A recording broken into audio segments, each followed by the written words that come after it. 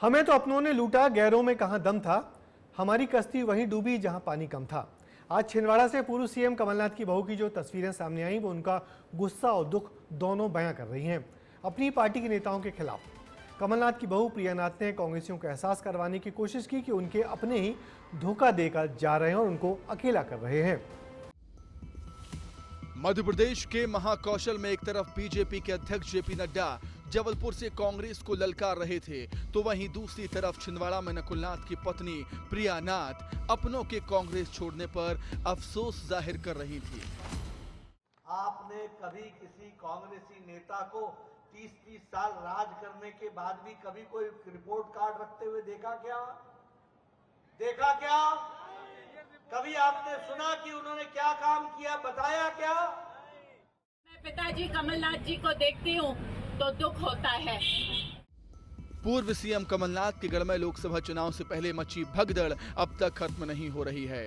लगातार कांग्रेस के बड़े नेता पार्टी का दामन छोड़कर बीजेपी में जा रहे हैं। इसी लेकर पिछले दिनों सांसद नकुलनाथ ने अमरवाड़ा विधायक कमलेश शाह को गद्दार तक कह दिया था। इसके बाद खूब बवाल भी हुआ।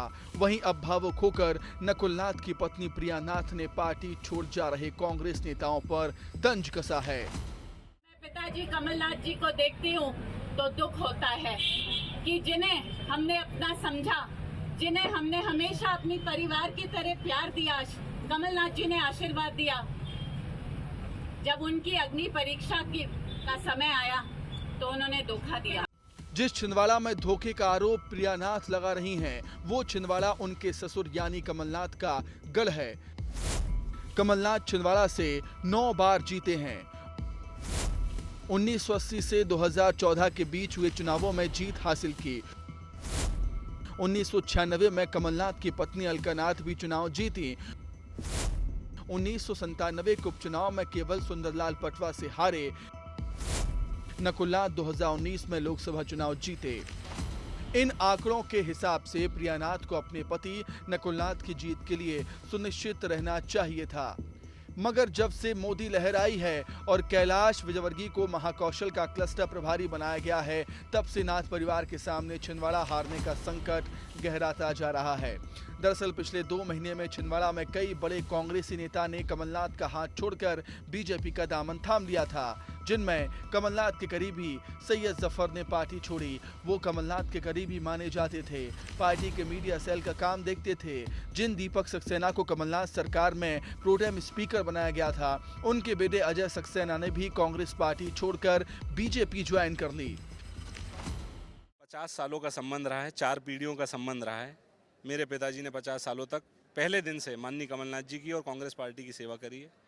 2018 में चुनाव जीतने के बाद भी बिना किसी स्वार्थ के, बिना किसी सौदेबाजी के उन्होंने कमलनाथ जी के लिए अपनी सीट छोड़ी थी। उनकी उपेक्षा होना, उनका अनादर होना किसी भी पुत्र को ये स्वीकार नहीं होगा। ये ही नहीं, खुद दीपक सक्सेना भी बीजेपी नेताओं के साथ नजर आए हैं। हालांकि उन्होंने इस मुलाकात को राजनीतिक की जगह व्यवहारिक बताया। जनरल चर्चा हुई, ऐसी कोई खास आज बात हुई नहीं है। ज्वाइनिंग को लेकर कुछ ज्वाइनिंग का अभी आज तो कोई मुद्दा नहीं था। बेटे ने मेरे ज्वाइन किया है, मैंने अभी तक तो नहीं किया। यही नहीं, छिंदवाड़ा नगर निगम महापौर विक्रम आहाके को भी सीएम मोहन यादव ने बीजेपी ज्वाइन करा दी।